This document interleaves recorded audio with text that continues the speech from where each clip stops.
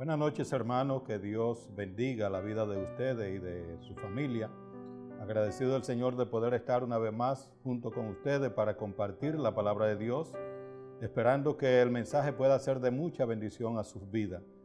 Quisiéramos, hermanos, leer la Biblia, la palabra de Dios, en Esdras capítulo 1, versículo 1 en adelante.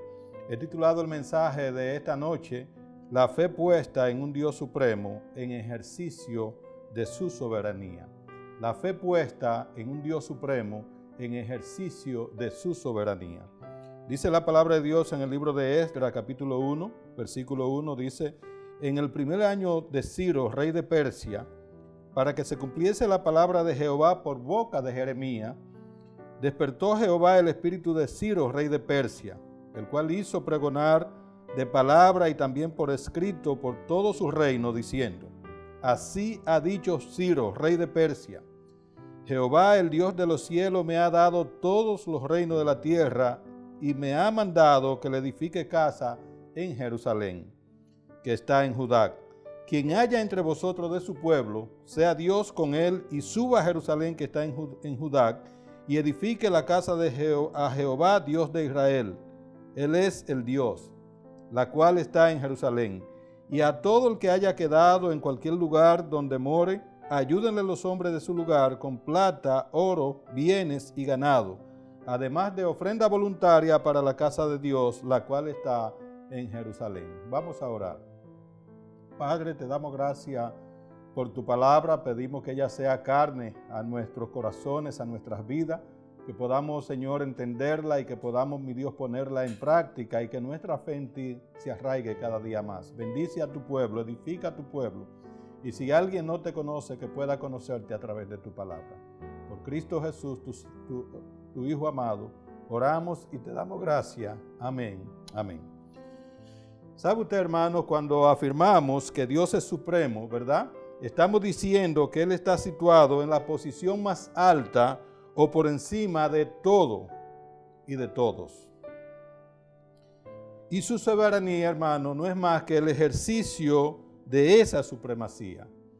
Cuando hablamos sobre la soberanía de Dios, estamos diciendo que Dios no está sujeto a ningún poder ni a una norma abstracta, ni ley que pudiese ser concebida como superior u otra parte de sí mismo. Dios es ley en sí mismo.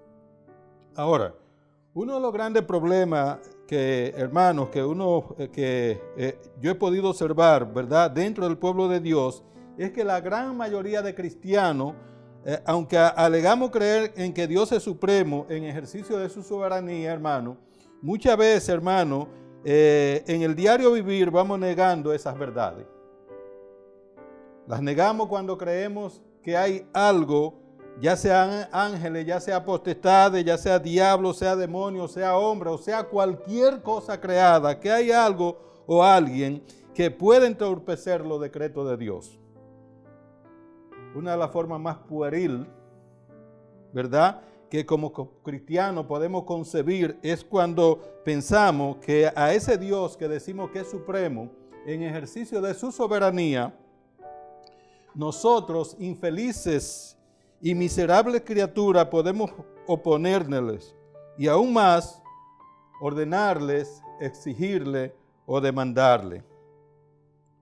Déjeme decirle, mi hermano, déjeme decirle, mi amigo que me escucha, es perverso, es maligno, es el más grande índice de rebeldía cuando alguien, hermano, pueda pensar, ya sea pastor, ya sea cantante, ya sea miembro de la iglesia, ya sea quien sea, cuando alguien puede pensar que puede ordenarles a Dios, que puede exigirle o que puede demandarle a Dios.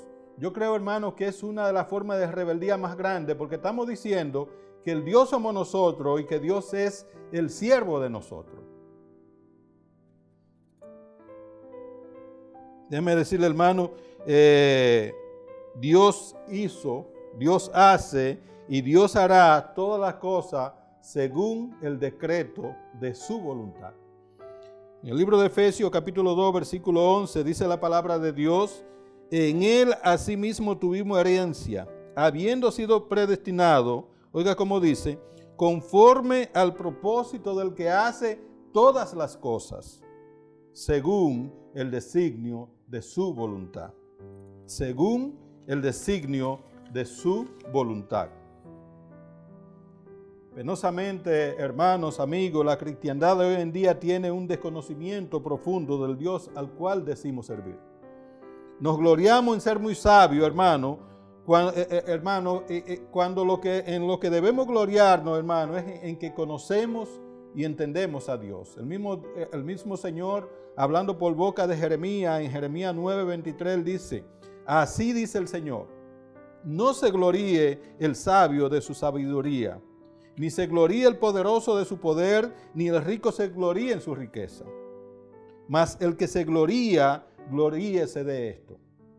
¿En qué se debe gloriar? ¿En qué no debemos gloriar usted y yo, hermano? Sigue diciendo aquí, de que me entiende y me conoce. Pues yo soy el Señor, que hago misericordia, derecho y justicia en la tierra, porque en estas cosas me complazco, declara el Señor. Amén. Dice el Señor en su palabra, en Deuteronomio 29:29, dice él que las cosas secretas pertenecen a Jehová nuestro Dios. Dice, mas las reveladas son para nosotros y para nuestros hijos, para siempre, para que cumplamos toda la palabra de esta ley. ¿Qué quiere decir esto, hermano? ¿Qué quiere decir esto, mi amigo? En una forma muy clara, que lo que Dios ha dejado oculto a nuestro conocimiento, lo que no ha revelado al hombre en su palabra, no tenemos que preocuparnos, ni tampoco tenemos que buscar saberla, porque éstas pertenecen a Dios. Pero la que Dios ha revelado, hermano, la que Dios ha revelado en su palabra, como cristianos, tenemos la responsabilidad no solo de conocerla. Dice el versículo ¿verdad?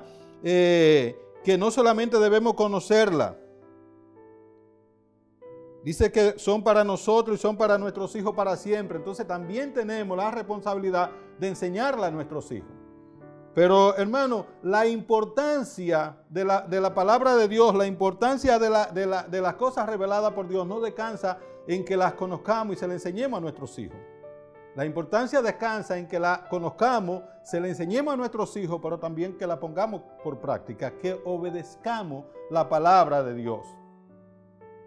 El conocimiento sin rebeldía, hermano, lo que es orgullo y pretensión, espíritu petulante. La palabra de Dios las conocemos para obedecerla. Ahora, hermano, sabiendo que tenemos que conocer y obedecer lo revelado por Dios, si nosotros escudriñamos lo revelado, vamos a encontrar, hermano, que una revelación muy documentada en la Biblia es que Dios es supremo y que Dios está en ejercicio de su voluntad soberana. No hay nada, escúcheme bien, no hay nada en este mundo que acontezca que escape a esa soberanía divina. Nada acontece en el universo, no solamente aquí en la tierra, en el universo creado, nada acontece que escape de la soberanía divina de Dios. Dice el Señor en Lamentaciones, capítulo 3, versículo 37, dice él, ¿quién será aquel que diga que sucedió algo que el Señor no mandó? ¿Quién será aquel que diga que sucedió algo que el Señor no mandó? Y dice el versículo 38, de la boca del Altísimo, ¿no sale lo bueno y lo malo? De la boca del Altísimo, ¿no es Dios quien ordena las cosas que nosotros entendemos como buenas y también las cosas que entendemos como malas? ¿No es Dios quien la decide? Ana, la madre de Samuel, en su cántico de gratitud a Dios cuando Dios le permitió salir embarazada, ¿verdad? Lo expresó así en 1 Samuel capítulo 2, versículo 6. Oiga cómo dice Ana, inspirada por el Espíritu Santo, 1 Samuel capítulo 2, versículo 6. Dice ella, Jehová mata y Él da vida. ¿Quién es que da la vida? Dios. ¿Quién es que la quita? Dios. Y sigue diciendo ella, Él hace descender al Seol y hace subir. Hermano, Dios puede destruir su universo cuando quiera y seguiría siendo el mismo Dios, supremo, soberano, inexorable, justo, bueno y santo. El apóstol Pablo, hablando de esa voluntad soberana de Dios, dice en Romanos capítulo 9, versículo 15, oiga como dice el apóstol Pablo. Dios hablando por boca del apóstol Pablo en Romanos 9:15 dice, pues a Moisés dice, tendré misericordia del que yo tenga misericordia y me compadeceré del que yo me compadezca. Y dice él, así que no depende del que quiere ni del que corre, sino de Dios que tiene misericordia. Dice, porque la Escritura dice a Faraón, para esto mismo te he levantado, para mostrar en ti mi poder y para manifestar mi nombre y para que mi nombre sea anunciado por toda la tierra. ¿Para qué levantó Dios a Faraón? ¿Para qué le permitió nacer? ¿Para qué le permitió llegar allí al trono? Para que el nombre de Dios, como dice ahí, para Dios mostrar su poder en él y para que el nombre de Dios fuera anunciado por toda la tierra. Y dice en el versículo 18, de modo que de quien quiere tiene misericordia y al que quiere endurecer, endurece. Déjeme decirle, mi hermano, que me escucha, Dios no tiene que darle cuenta a nadie de su proceder, porque Él es el creador, nosotros somos la criatura. Dios no nos ha dado leyes para gobernarnos, pero Él está por encima de esas leyes. Dios no está sujeto a ninguna ley, Dios es ley en sí mismo. Ahora yo quiero, hermano, que profundicemos un poquito más en el tema de la soberanía de Dios a través de este fragmento de porción de escritura que nos habla de la historia del pueblo de Israel. Déjeme decirle, Dios en su soberanía de todos los pueblos, escúcheme bien, cuando Dios escoge a Israel como su pueblo, había muchas naciones alrededor de Israel. Ahora, Dios en su soberanía de todos los pueblos, naciones y lenguas, escogió a un solo de estos pueblos para ser el pueblo de Dios. ¿Por qué escogió Dios al pueblo de Israel solamente? ¿Y por qué a ellos? ¿Por qué lo escogió Dios a ellos solamente? ¿Y por qué a ellos? Porque Dios así lo quiso. No porque ellos fueran mejores que los demás, no porque tuvieran algo que lo hiciera merecedores de ser objeto de la gracia de Dios. Dios, según el designio de su voluntad, decidió escogerlo. Dios se lo dice en Deuteronomio capítulo 7, ¿verdad? Capítulo 7, versículo 6, oiga como Dios le dice. Dios le dice al pueblo de Israel, porque tú eres pueblo santo para Jehová tu Dios. Jehová tu Dios te ha escogido para hacerle un pueblo especial. ¿Sabe usted, hermano, que usted no viene a Dios, usted no busca a Dios, usted no ama a Dios? Dios es quien decide escogerlo. Si usted está delante de Dios es porque Dios en su soberana voluntad decidió escogerle. Dios decidió escoger al pueblo de Israel. Y Él le dice, porque tú eres pueblo santo para Jehová tu Dios. Pueblo apartado es lo que significa santo para Jehová tu Dios. ¿Por qué? Porque Jehová tu Dios te ha escogido para hacerle un pueblo especial más que todos los pueblos que están sobre la tierra. Y le dice en el versículo 7, no por ser vosotros, más que todos los pueblos os ha querido Jehová y os ha escogido.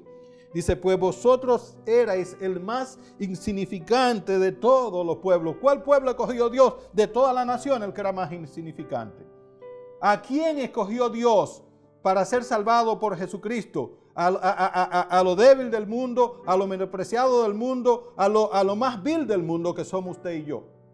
No hay mérito por el cual Dios le haya escogido. ¿Por qué Dios me escogió a mí? Porque Dios en su soberana voluntad quiso hacerlo. Más adelante, hermano, Dios se lo deja bien claro en el libro de Amós. En Amós capítulo 3, versículo 1, mire cómo dice. Dice allí el Señor hablando, oí esta palabra que ha hablado Jehová contra vosotros, hijos de Israel, contra toda la familia que hice subir de la tierra de Egipto. Dice así, a vosotros solamente he conocido de toda la familia de la tierra, por tanto os castigaré por toda vuestra maldad. Esta palabra aquí, hermanos, conocer no era que Dios no conociera la demás familia de la tierra. Este conocer es el mismo conocer cuando uno lee en el libro de Génesis que dice que Adán conoció a su mujer. Ese es el mismo conocer que cuando habla la palabra de Dios de que José no conoció a María hasta que nació Jesús. Ese conocer lo que quiere decir, hermano, es que el Señor decidió tener una relación especial con este pueblo que no tuvo con los demás pueblos de la tierra. Ahora, hermano, a este pueblo escogido por Dios para hacerle un pueblo especial entre todos los pueblos que habitaban el globo terráqueo, Dios le estableció reglas y leyes que ellos tenían la responsabilidad de obedecer. Y les dijo que la obediencia traería ligado, ¿verdad, hermano?, grandes bendiciones. Dice en Deuteronomio capítulo 28, versículo 1, dice: acontecerás que si oyere atentamente la voz de Jehová tu Dios para guardar y poner por obra todos sus mandamientos que yo te prescribo hoy, también Jehová tu Dios te exaltará sobre todas las naciones de la tierra, y vendrán sobre ti todas estas bendiciones y te alcanzarán. ¿Cuándo? Si oyeres la voz de Jehová tu Dios. Y dice el versículo 3, bendito serás tú en la ciudad y bendito tú en el campo. Y cuando usted sigue leyendo versículo 4 en adelante, usted verá las muchas bendiciones que Dios le dijo a Israel. Y ahí está, hermano, la responsabilidad humana. Israel, para poder alcanzar esas bendiciones, tenía que obedecer lo que Dios, los mandamientos y las leyes que Dios le había prescrito. Pero Dios le dice, hermanos, que al contrario, la desobediencia traería grandes maldiciones. En Deuteronomio, después que Dios, desde el versículo 1 hasta el 14, le ha hablado de las bendiciones, en el 28:15 del mismo capítulo, Dios le habla de la maldición. Y le dice, pero acontecerás, si no oyere la voz de Jehová tu Dios para procurar cumplir todos sus mandamientos y sus estatutos que yo te intimo hoy, dice que vendrán sobre ti todas estas maldiciones y te alcanzarán. Y ahí uno puede ver que todos los que eran bendiciones primero, ahora son maldiciones. Dice, maldito serás tú en la ciudad y maldito en el campo. Y ahí comienza a darle un listado de cosas que le van a pasar. Ahora, hermano, cuando uno sigue viendo la historia del pueblo de Israel, hermano, a pesar de las advertencias, la nación de Israel, su tendencia fue desde un principio a la desobediencia a Dios. Dios le dejó bien claro a Israel que el hecho de estar delante de él como la nación escogida, hermano, no fue porque ellos fueran una nación buena que se lo merecieran. Dice en Deuteronomio capítulo 9, versículo 6, oiga, vea cómo dice allí, por tanto, sabe que no es por tu justicia que Jehová tu Dios te da esta buena tierra para tomarla, porque pueblo duro de servir eres tú.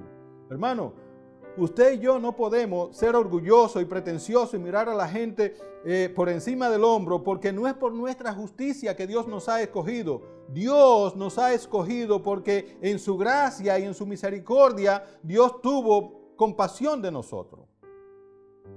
Pero nosotros, al igual que el pueblo de Israel, somos pueblo de dura cerviz. Somos malos, somos perversos. Aún siendo cristianos, hermano, somos de una naturaleza rebelde hasta que este cuerpo de carne no sea quitado de nosotros. Debemos entender una cosa, hermano, y esta es que lo que Dios ha determinado para acontecer, nadie lo podrá detener. Lo que Dios ha determinado que acontezca, nadie en el universo lo podrá detener. La nación de Israel debía saber que Dios no falta a su palabra, porque Dios no solamente es soberano, sino que Dios también es inmutable. Dios no cambia. Dice la Biblia en Números capítulo 23, versículo 19, dice así, Dios no es hombre para que mienta, ni hijo de hombre para que se arrepienta. Y dice, Él dijo, y pregunta, ¿y no lo hará? Él habló, ¿y no lo ejecutará? ¿Puede usted, hermano o amigo, o cualquier ser o persona que su espíritu petulante se imagine estorbar la mano de Dios en su propósito? No, hermano.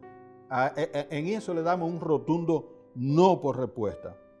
Hermano, el castigo de Dios sobre un hombre, sobre un pueblo, sobre una nación, sobre el mundo, déjeme decirle, no viene sin advertencia. Normalmente Dios nos enciende luces, Dios nos da aviso, Dios nos manda exhortaciones, Dios hace que pasen cosas llamándonos la atención. Al pueblo de Israel le pasó eso. Dios con paciencia esperó el arrepentimiento del pueblo de Israel y le mandó mensajes, le mandó anuncios, le encendió luces. Pero el pueblo de Israel no quiso escuchar. Dice en 2 de Crónicas, capítulo 36, versículo 14, mire cómo dice. Mire la condición del pueblo de Israel.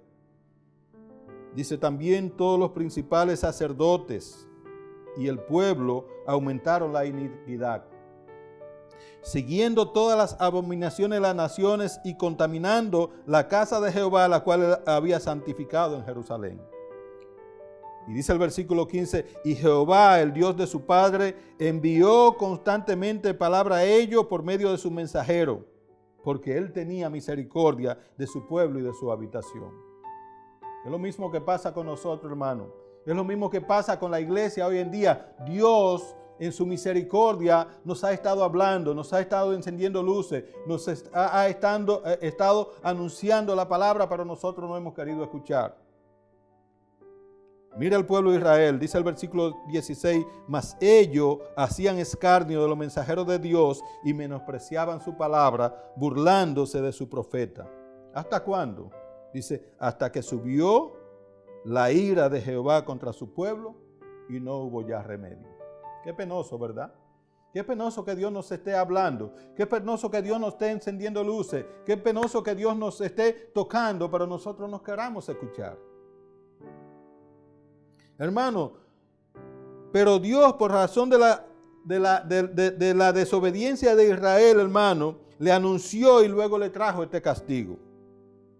Es penoso, ¿verdad? Cuando vemos en la historia del pueblo de Israel, este pueblo, el pueblo de Dios, la niña de sus ojos, ser arreado, hermano, como ganado, camino al destierro por la desobediencia. Al exilio, fuera de su tierra. ¿Sabe usted? Hay, hermano, un escritor latinoamericano muy famoso que él escribió un libro titulado Crónica de una muerte anunciada. Nosotros podríamos titular el castigo de Israel como Crónica de un castigo anunciado. Pero hermano, Dios aún en medio del castigo, en medio de la disciplina, Dios es un Dios de misericordia. Dios le había prometido, hermano, al pueblo de Israel por boca de Jeremías que a los 70 años de su cautiverio le iba a visitar. Y qué bueno, hermano, que Dios nunca falta a su palabra. Dice en 2 de Crónicas, capítulo 36, versículo 22, que guarda una armonía con la porción de escritura que leímos al principio. Dice allí, mas el primer año de Ciro, rey de los persas, para que se cumpliese la palabra de Jehová por boca de Jeremías. Dice, Jehová despertó el espíritu de Ciro, rey de los persas, el cual hizo pregonar de palabra y también por escrito por todo su reino, diciendo, así dice Ciro, rey de los persas, Jehová, el Dios de los cielos, me ha dado todos los reinos de la tierra.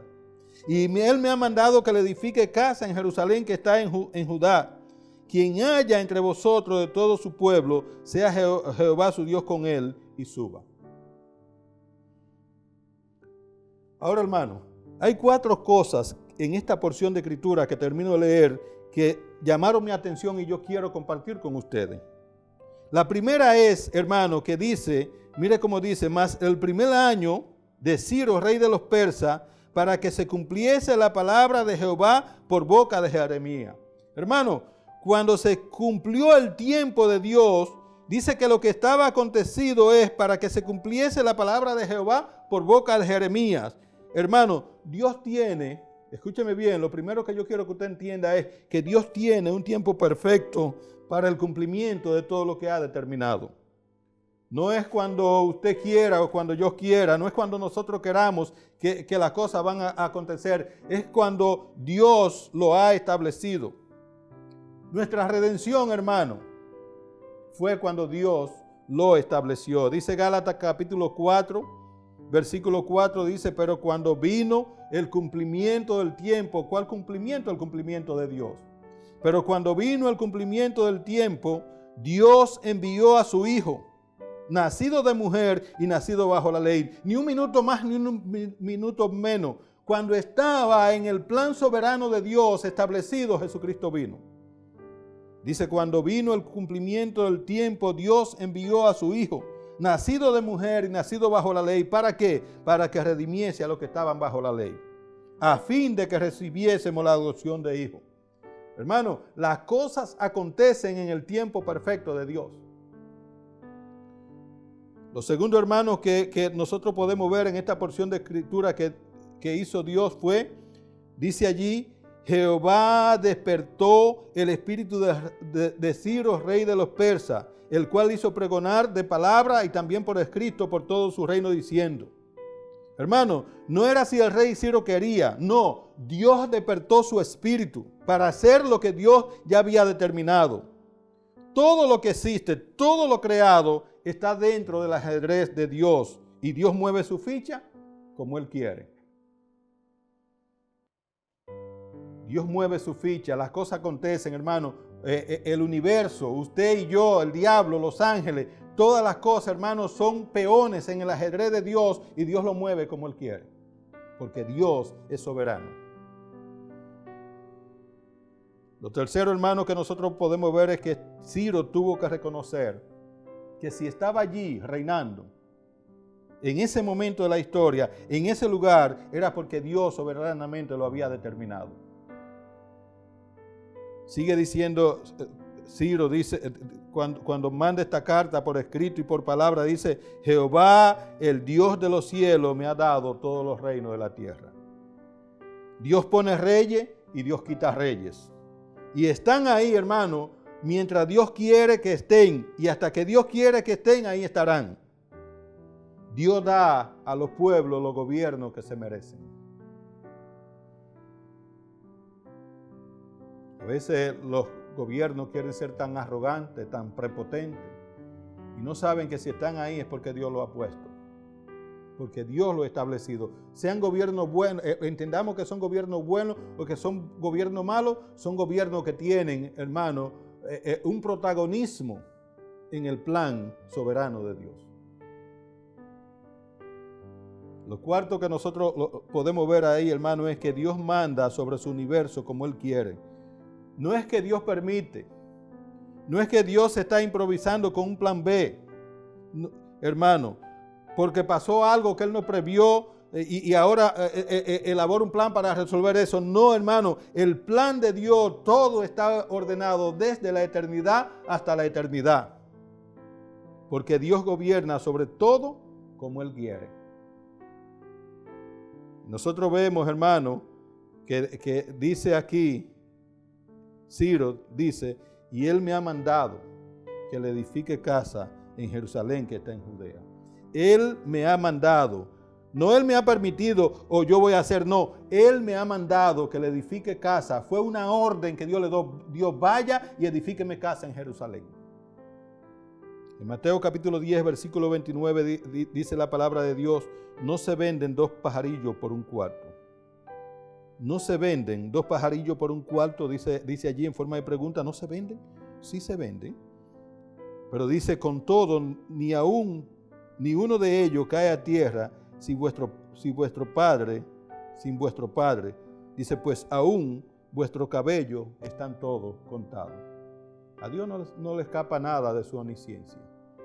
Dios es omnisciente, Dios es omnipresente, Dios es soberano, Dios es todopoderoso. Sabe, hermano, y yo quiero terminar con esta porción de escritura que leíamos anteriormente en Segunda de Crónicas, capítulo 36, donde nos habla, hermano, de que el pueblo de Dios se alejó de Dios en su desobediencia. Pero nos dice uno de los versos, hermano, que leíamos, que Dios enviaba constantemente palabra a Israel y lo hacía ¿por qué? Porque Dios tenía misericordia de su pueblo. Guarda esa palabra ahí, hermano. ¿Por qué Dios les mandaba mensajes? Porque Dios tenía misericordia de su pueblo. Dice el versículo 15, y Jehová, el Dios de su padre, envió, ¿cómo? Constantemente palabra a ellos por medio de su mensajero. ¿Y por qué lo hacía? hermano, porque Él tenía misericordia de su pueblo y de su habitación. ¿Sabe usted, hermano? Todos los atributos de Dios son dulces en gran manera. Pero para mí, hermano, personalmente, este atributo es el que ha dejado en mi corazón el más dulce de los dulces, que es la misericordia de Dios. ¿Por qué? Porque sé, hermano, que si estoy aquí, vivo delante de ustedes, es por la misericordia de Dios. Porque si no fuera por eso, hermano, ya hace tiempo que yo hubiera sido destruido por mi maldad y por mi pecado. Dios es un Dios de misericordia. Mire lo que dice Santiago capítulo 2, versículo 13. Dice Santiago capítulo 2, versículo 13, porque juicio sin misericordia se hará con aquel que no hiciere misericordia. Dice, y la misericordia triunfa sobre el juicio. Hermano, déjeme decirle, Dios antes del castigo siempre nos va a encender luces de advertencia para que nos volvamos a Él. Dios le ha estado encendiendo luces de advertencia a este mundo y a la iglesia de hoy en día para que nos volvamos a Él. Pero cuando no escuchamos, Dios nos va a castigar. Dios nos pasará por alto nuestro pecado. Pero hermano, ¿sabe qué? Yo sé que estoy aquí por la misericordia de Dios y quiero llamar su atención a este verso de Santiago para terminar, para ver dos cosas. Hay atributos de Dios, hermano, que Dios no comparte con nadie. Dios no comparte su soberanía, Dios no comparte su inmutabilidad, Dios no comparte su omnipotencia, Dios no comparte su omnipresencia, Dios no comparte su omnisciencia. Esos son atributos que solamente la divinidad lo tiene. Pero hay otros atributos, hermano, que son compatibles, que Dios lo comparte con nosotros: su amor, su justicia, su misericordia. Hermano, si usted es lo que es y si está donde está, hermano, es por la misericordia de Dios. Pero Dios quiere, hermano, que si usted ha sido recipiente de la misericordia de Dios, Dios quiere que también usted y yo seamos misericordiosos con los demás. No importa lo que nos hayan hecho. Debemos perdonar y debemos amar aún a nuestros enemigos. Porque si no lo hacemos, hermano, mire cómo dice Santiago. Dice Santiago, porque juicio sin misericordia se hará con aquel que no hiciere misericordia. Hermano, cuando nosotros no somos misericordiosos como cristianos, cuando nosotros decimos que somos cristianos y no hay en nosotros misericordia hacia los demás, aún hacia nuestro propio enemigo, estamos diciendo que es mentira que hemos alcanzado misericordia de Dios. Por eso es que dice aquí, porque juicio sin misericordia se hará con aquel que no hiciere misericordia. Si usted no hace misericordia, hermano, Dios va a traer juicio sobre usted sin misericordia. Lo segundo, hermano, hermano, que la misericordia triunfa sobre el juicio.